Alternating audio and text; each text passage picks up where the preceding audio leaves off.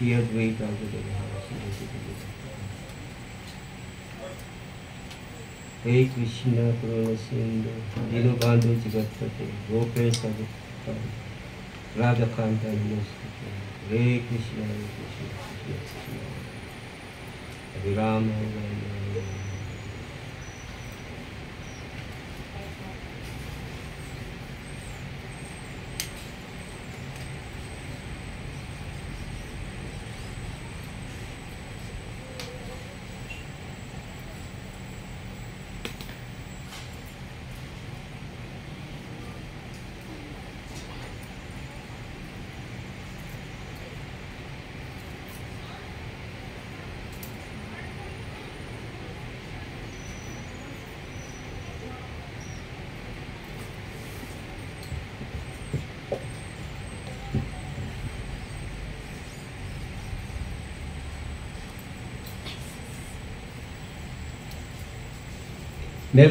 Merong dalawang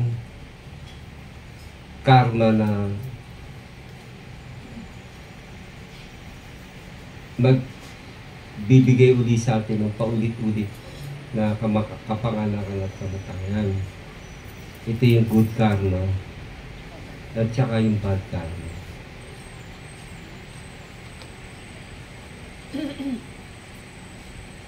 Pag pinag-usapan natin yung how to stop the wheel of birth and death o yung hindi ka na ipanganak at hindi ka na mamatay muli, kailangan maintindihan natin itong dalawa nito kung paano tayo makakalabas doon at kung saan tayo dapat mag-focus. Majority ng mga ng mga itinuturo sa naririnig natin sa simbahan, naririnig natin sa kung saan sa mga magulang natin. Anak, gumawa ka ng kabutihan. Di ba? Yes, para umani ka ng kabutihan. Para marami kasing effect, marami kasing benefit na gumawa ka rin ng kabutihan. Tulad nung mahal ka ng mga tao, nagdadasal sila para sa iyo. Tumutulong ka sa kanila. Nagdo-donate ka sa ganitong institusyon.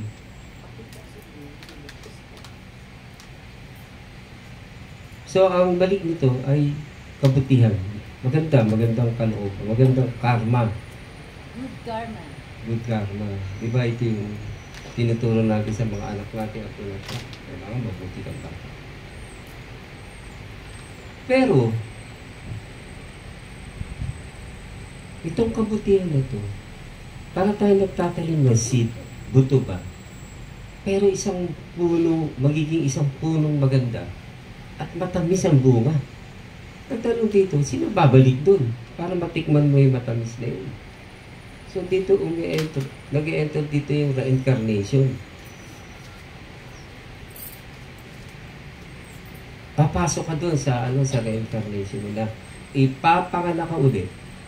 Yung soul, pag umalis na sa body, yung body papasok ulit sa maliit na fetus, maliit na, para bang bahay siya na papasok ka, isang sasakyan na malaki, kita mo na lang ang phone. Itsura niya kapag aware ka na, pag malaki ka na, pag lumabas ka na din sa womb, nakikita ko, buntot yata ako. Ganun. Diba?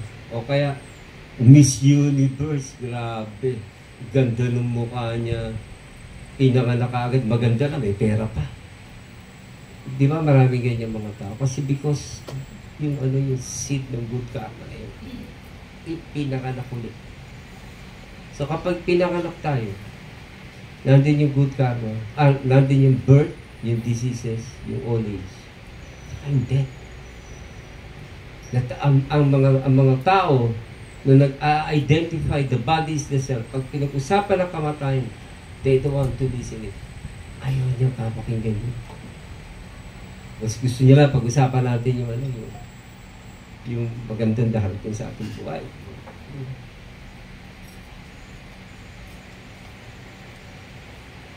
Meron pang isa, yung bad karma.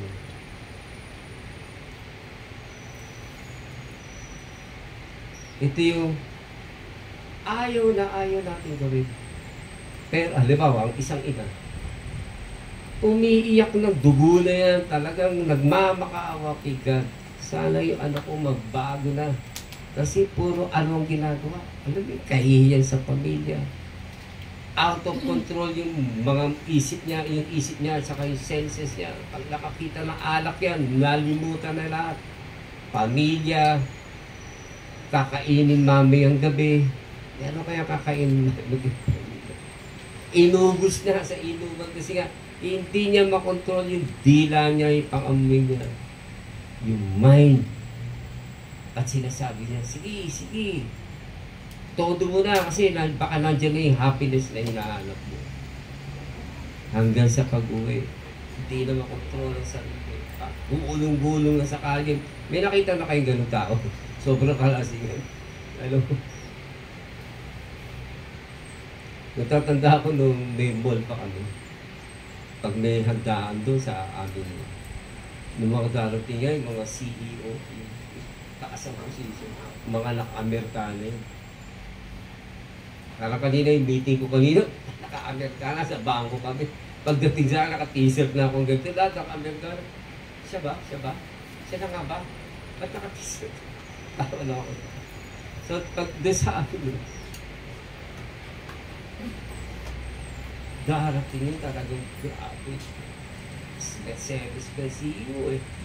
Ano yan eh, mga kumpanya ng ano yan, Nestle. Ibang mundo yun.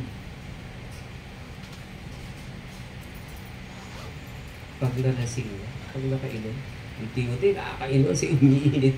Tatanggalin yung Amerikana. Pag naging mainit ulit yung kwentuhan, napapasarap na inuman niya, tinanggal na yung kurbata. Di ka ba? Ito na naman, napag-usapan ng isang kwentuhan sa babae. Tinanggal na yung long sleeve, may sando na lang. Nawala yung respeto sa... Nawala lang, nagmukhang mga... Alam mo yun, mag-inuman sa kalye na nasa tabindaan lang. Ganun na yung level. Wala yung intelligence.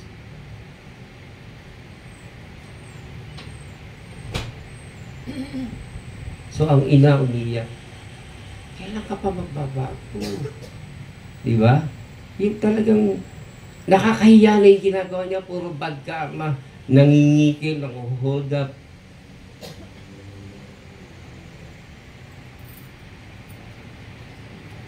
Itong dalawa na ito.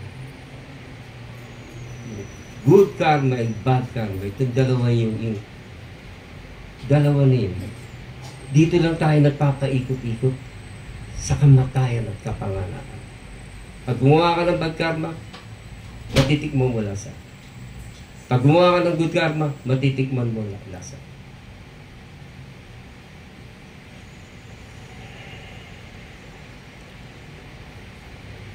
Ang tanong dito, saan tayo pupunta ngayon? Saan tayo lulugar doon?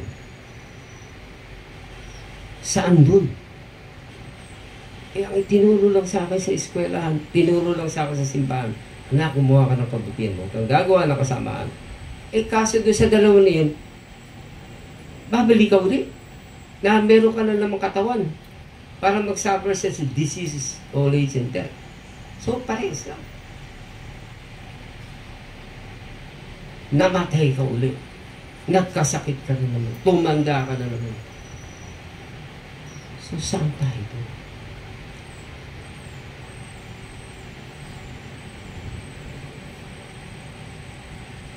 Merong mga lumalabas na naririnig mo, devotee ng God. Ano ibig sabihin ng devotee ng God? Sila ba yung gumagawa ng kabutihan? O mas maraming kabutihan ba ginagawa nila? The answer is no. Ang devotee ni Krishna, beyond din sa good karma, at beyond din sa bad karma, paano yun? Ano activities no? Yung devotee ng Supreme Lord, realize niya yung self niya kung sino siya. At yung ginagawa niya sa buhay niya, unang ginawa niya, kinilala niya kung sino siya. At nalaman niya siya pala yung spiritual person, spirit soul. At ang ginawa niya, nag-focus siya sa instruction ng kanyang spiritual master. Ano yung instruction na yun? Una, huwag mong kalimutan, huwag mong kalimutan yung identity mo na eternal soul ka. Eternal yung happiness mo. Kasi nangyayari yung good karma at bad karma sa pagkilala mo dito sa material body na ito. Makakagawa ka dyan na maraming good karma at bad karma. At siya yung dahilan ulit, again, ipapanganak ka na naman para matikmo mo yung either of saan ka napunta doon sa dalawa na yun. Pero ang devotee ng Supreme Lord, hindi siya nag-engage doon sa dalawa na yun. Kasi alam niya, ipapanganak na naman siya doon. Nag-engage siya doon sa activity nung tunay niyang identity. Ano yun? Activities niya. Ito yung nag-surrender ka sa feet ng pure devotee at sa Supreme Lord. Nag-surrender ka, nagbigay ka ng buhay mo, nagbigay ka ng time. Ito yung makakapagpa-stop sa pag-ikot mo sa kamatayan at kapanganakan. Kaya nga first and foremost commandment dito ni Jesus Christ, ibigin mo ng Diyos ng buong puso. Bakit niya sinabi yun? Kasi sa simula pa lamang ng teachings niya, sinasabi niya, hindi ikaw yung body, ikaw yung spirit. Spiritual ka. Question ako sa inyo, sino gusto mamatay? Raise your hands. Rose, gusto mo mamatay? Bakit? Dahil yung identity mo ay spiritual. Means, hindi ka talaga mamamatay. Kaya nga ayaw mo eh. Pero kung yun, pagdating din sa pag-identify mo kung sino ka, sinabi mo, ako itong body nito, matatakot ka mamatay. Kasi mamamatay yung body. Kaya natatakot ka ngayon. Ayaw mo harapin ito. Pero in reality, hindi ka talaga mamamatay. Yun yung identity mo, yun ikaw yun.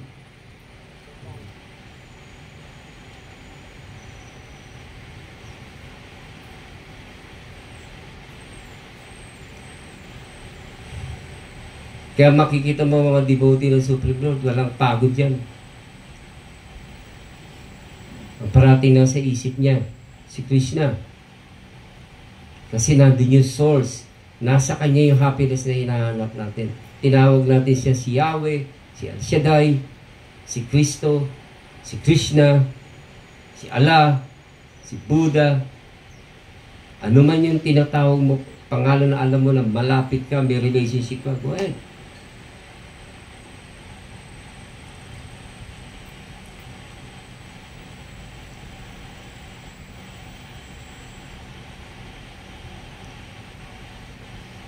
Kapag napunta tayo sa stage na yun, at the time of death, napakadali na ma-remember ang God. Kasi spiritual, yung buong buhay mo, nag-surrender ka sa Kanya.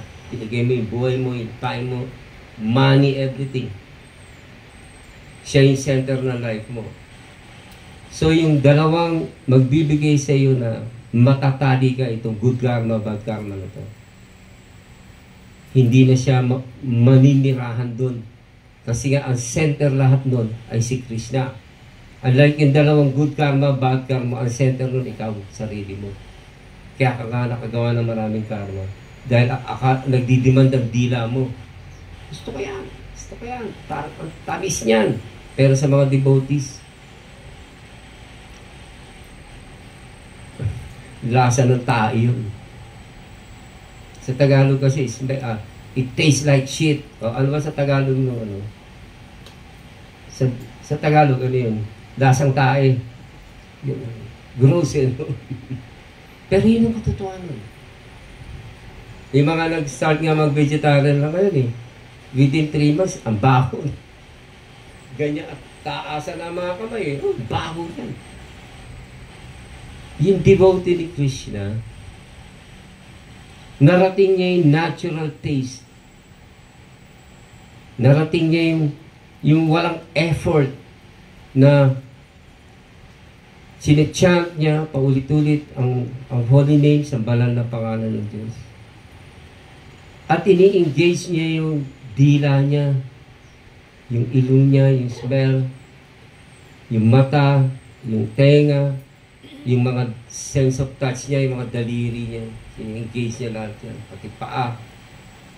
Lahat naka-engage yan. At alam niya,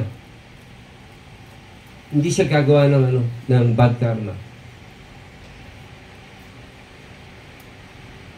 Gagawa siya ng beyond good karma.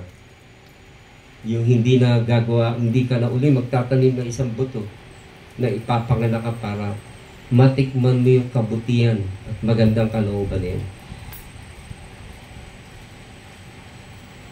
Isan, dami magpakain, nag-feeding. Pupunta sa langit yan. Hindi pa magano.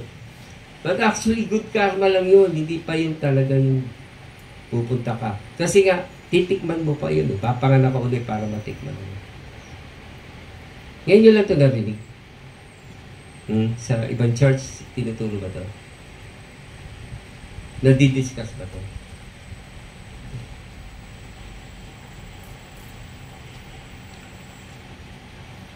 May question po kayo? Bakit pag nagkakaroon sa natutunguhan kayo, nakakatakot ba ako? Tanong. Tanong kayo. Yes po.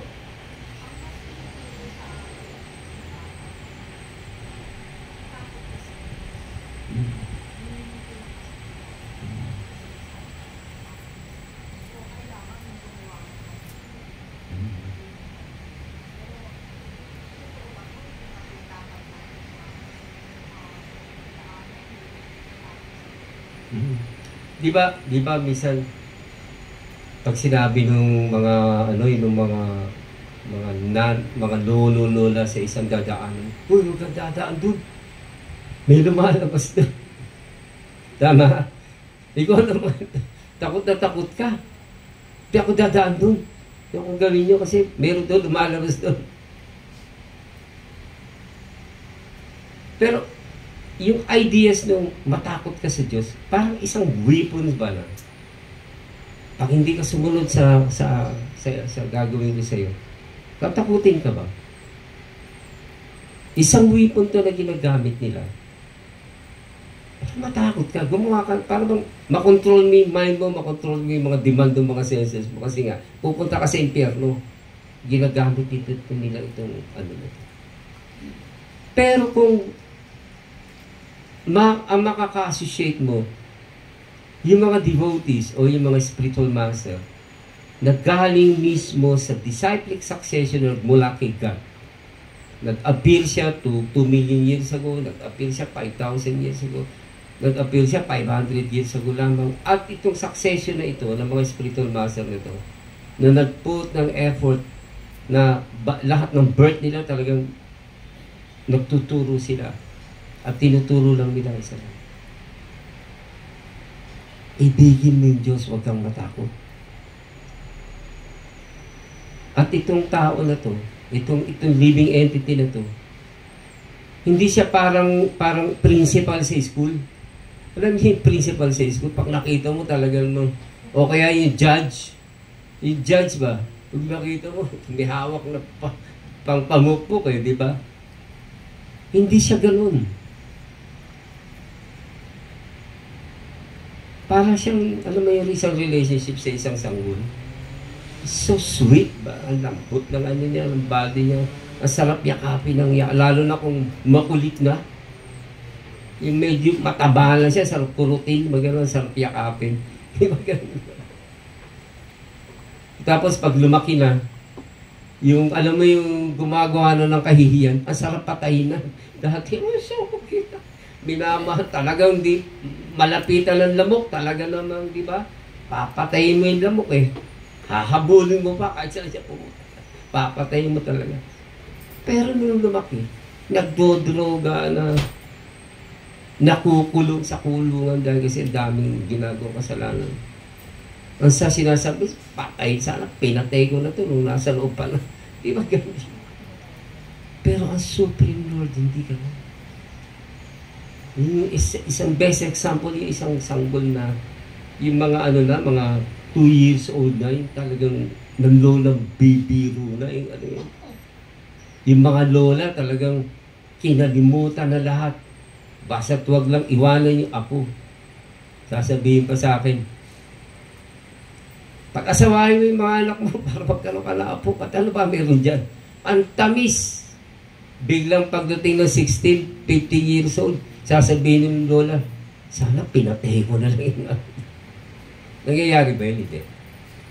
Yes or no? Diba? Pero yung Supreme Lord, so sweet.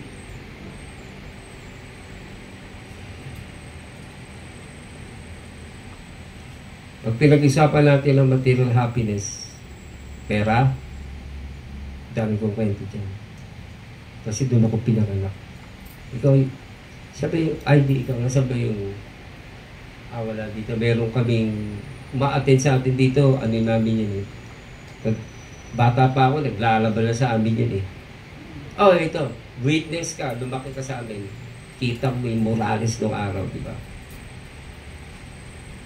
Dami ko experience yun.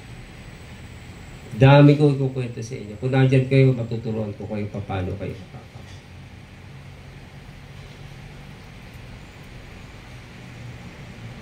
Ano lang talaga yun?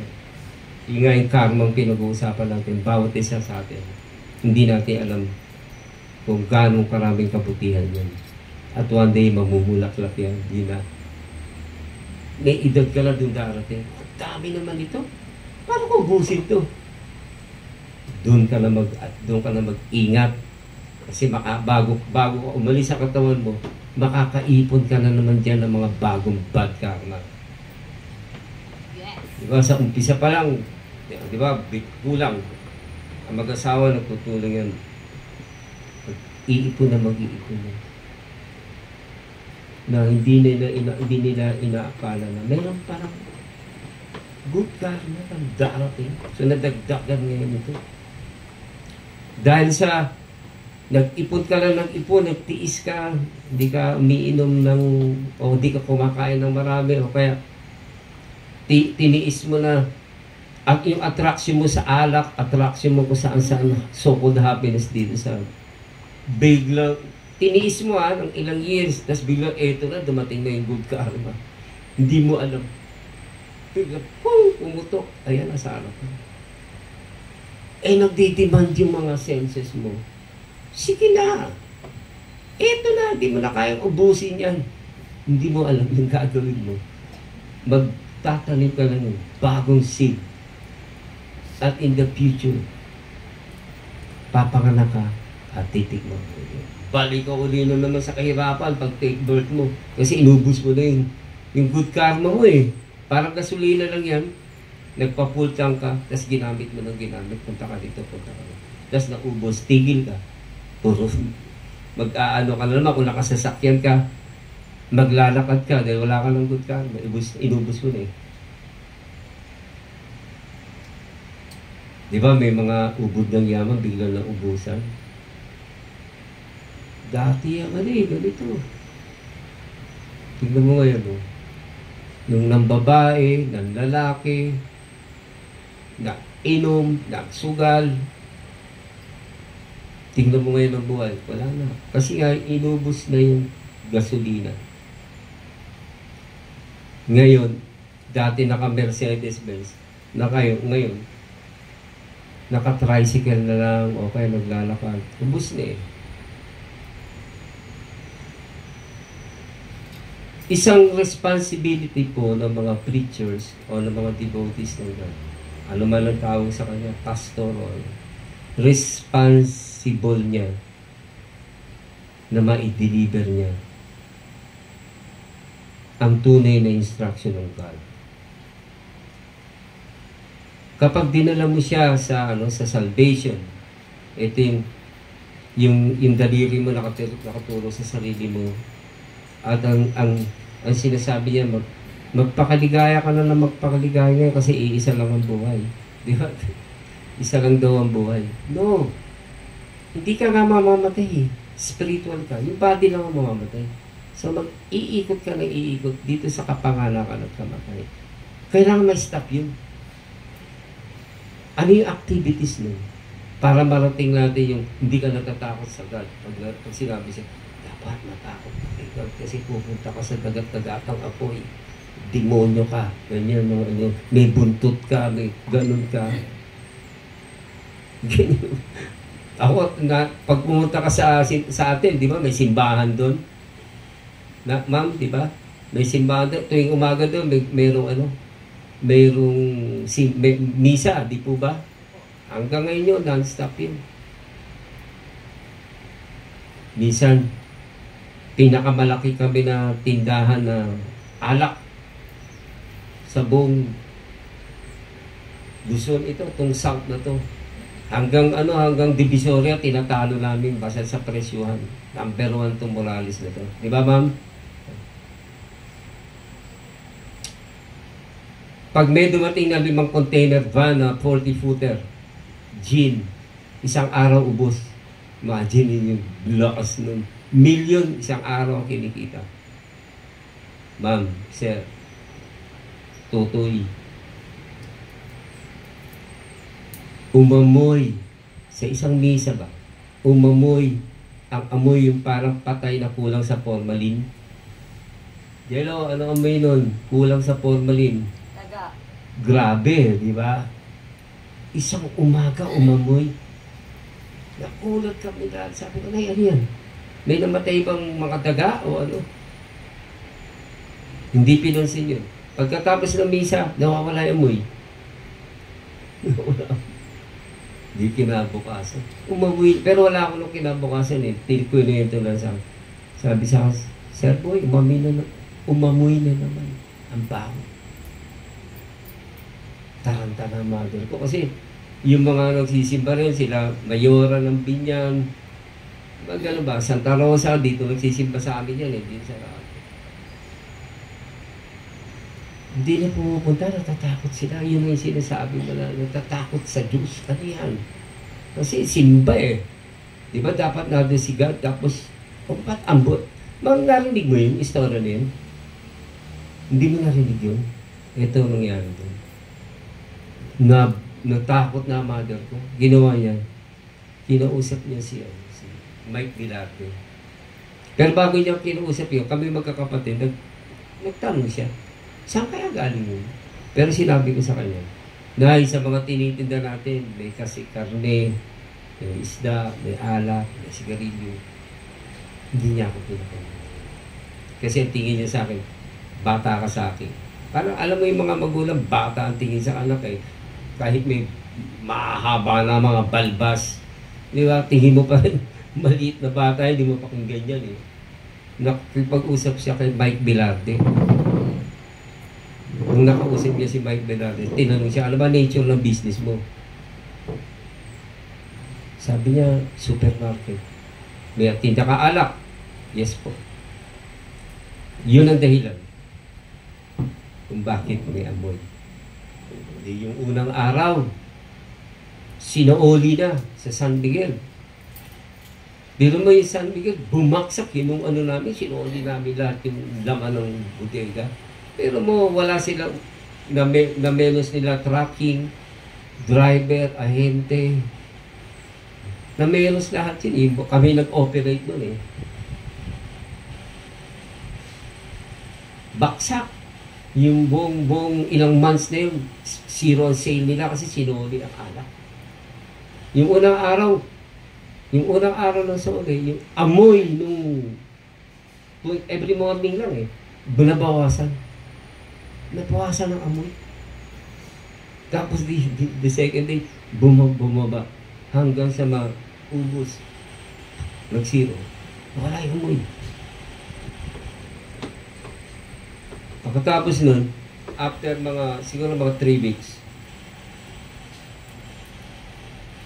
merong yung bayo ko, si Sunny, nabuta mo yan? Si Sunny, yung bayo ko, asawa ni G. Na-invite siya sa sa party. Eh, may nagregalo sa kanya, ang ganda nung box ba, nung pati shape nung bottle ba nung alak. Sa kinuha niya, binalik niya, nilagay niya sa likod ng kotse niya. Kinabukasan na umaga. Umamoy na naman. Yung walang kulang na formalin. Ganun ang amoy. Pwede mo bang i-describe yun, Jello? Anong amoy mo? Paano?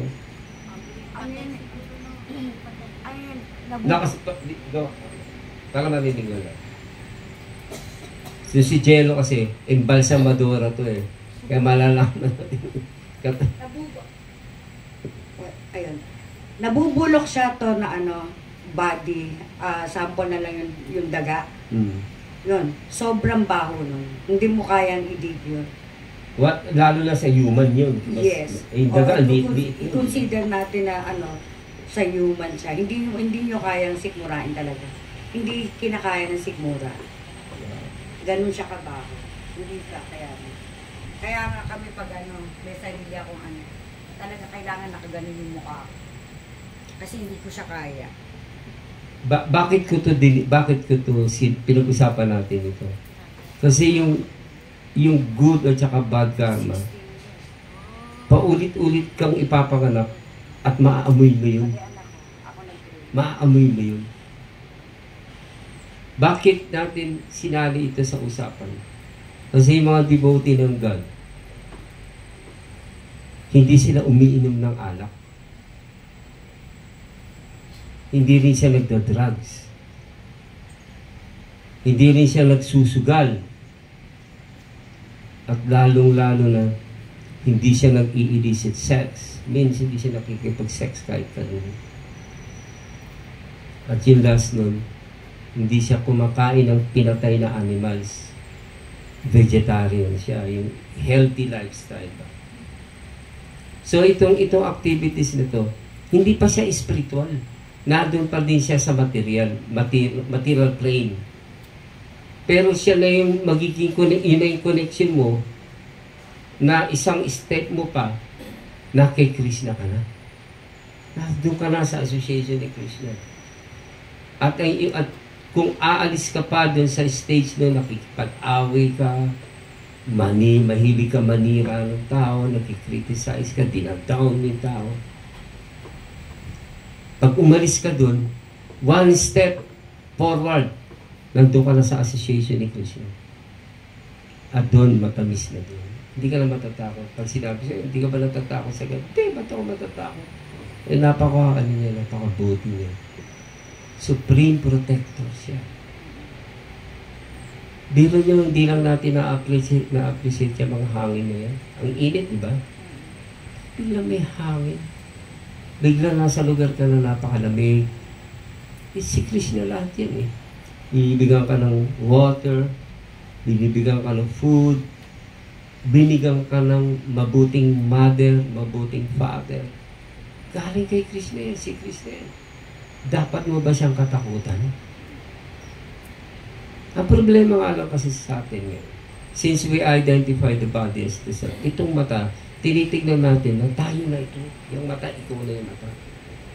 Diba parating tanong ko sa'yo, pikit mo mata mo, nakikita mo pa ba ako?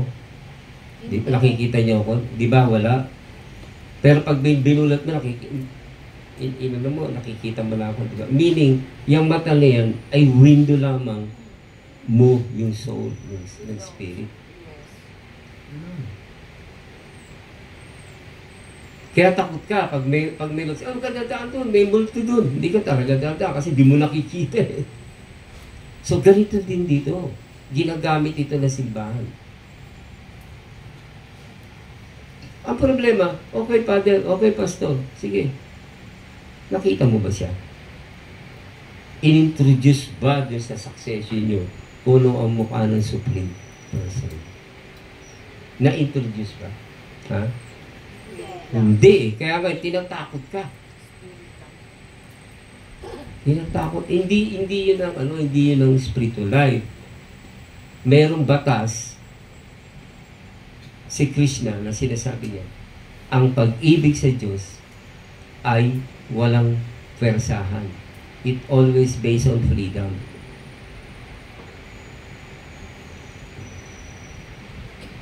At ito ba yung isa pang panakot? Kapag sumama ka sa ibang sekta, at sasabihin niya, dito ka lang dapat, huwag kang pupunta doon, huwag kang pupunta dyan. Isang form ng ano yun, ng pananakot ba? O pagpersahin ka, ibigin mo yung God. Eh, sino yung ibigin mo? Wala kang nga makita.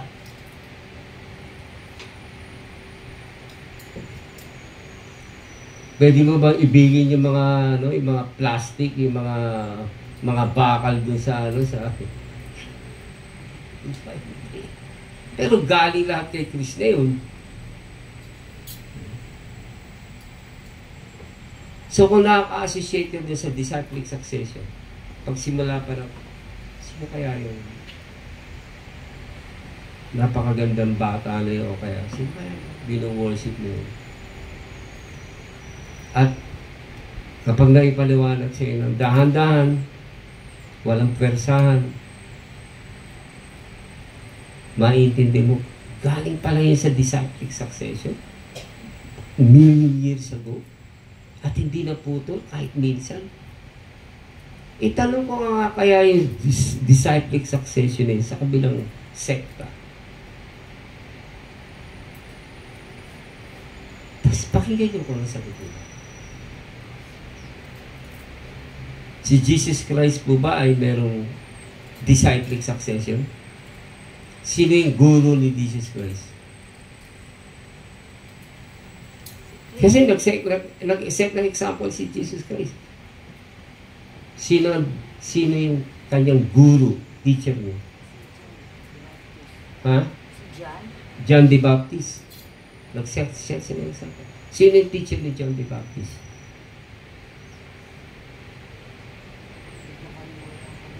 Si Elijah. Doon siya linyagan niya yun eh. Minsan nga, napagkakamalan si Elijah, siya rin si John the Baptist eh. Gano'n yun. Nagtuturo na si Jesus Christ ng, ng reincarnation. Turo na siya. Yung isa doon yung, kung ano tinanim mo, anihin mo. Isa ka nabubuhay ito pag namamula. Yes po. Yung ano po ba, para din sa karamihan ng, sa kaalaman ng karamihan dito, paano nyo po masasabi na ano, yung once na nagja-japa ka, paano sila ano, paano ko pa sasabihin ito? Para marinig mo na.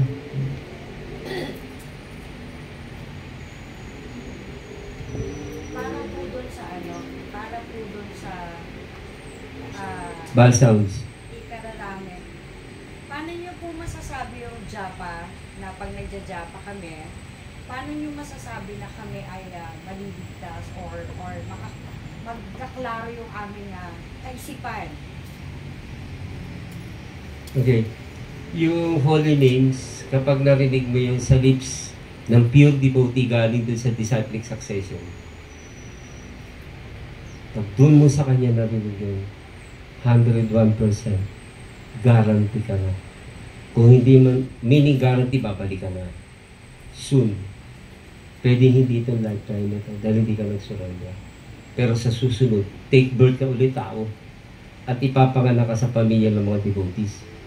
Nasa loob ka pa lang ng womb, pinaparinig na ng nanay mo ang holy name sa loob pa lang. Paglabas niya, tuturuan ka niya mag-japa. Tuturuan ka niya mag-worship sa Supreme Lord. Na yung pag-worship sa Kanya, ito yung itinuro ng mga great grandfather natin, mga spiritual master.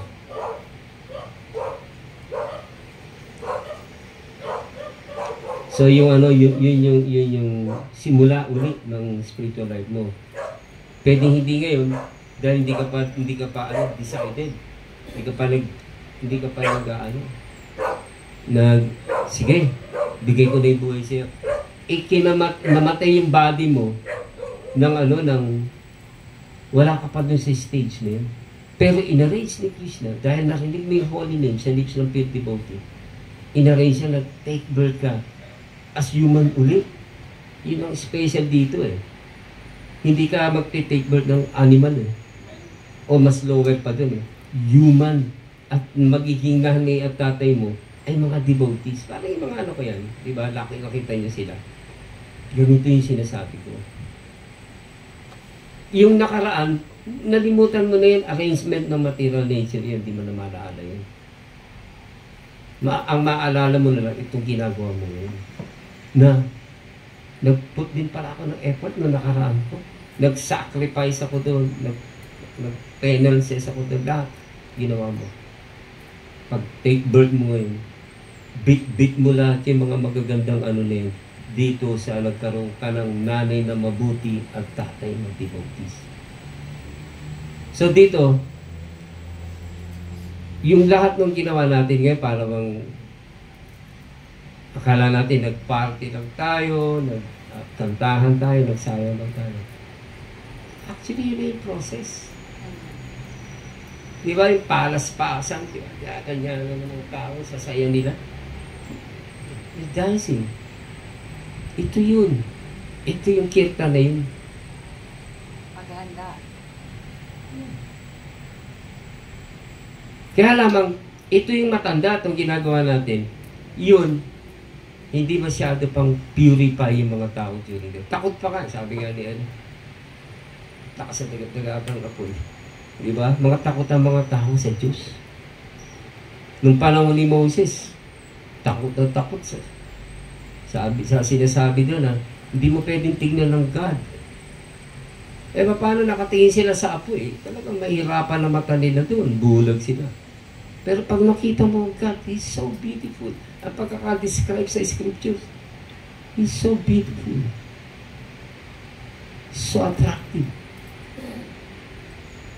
Eh, yung salitang yun eh, pag tinagalog mo yun, napakaganda. Wala na, mas maganda. Pinakamaganda na siya. Bakit ka matatakot ngayon sa isang napakaganda? So attractive. Unimaginable yung beauty niya. Dinidescribe doon. Para ka doon nakatingin sa isang, yung moon na, yung melong-melo na pababa na. Tapos naka-steady lang siya, laki-laki, tapos dahan-dahan mo pa.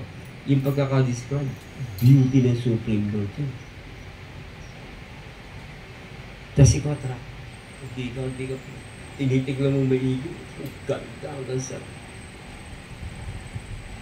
moon pa lang yun pag ang Supreme Lord na nakita. Grabe.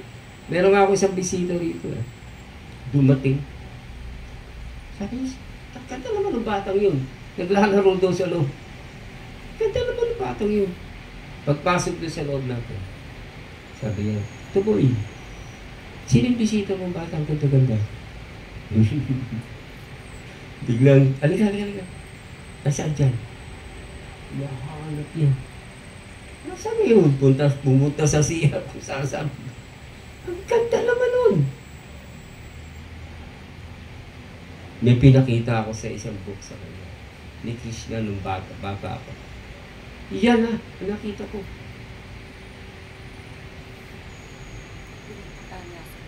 Pwede ba yun? Yes. Yes. Tayo hindi natin siya makikita, pero siya pwede siya magpakita sa atin.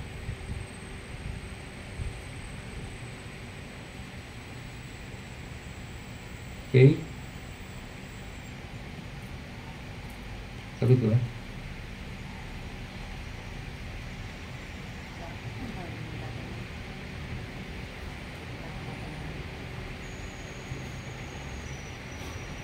Bert, may question ka, Bert? May sakit ka ba?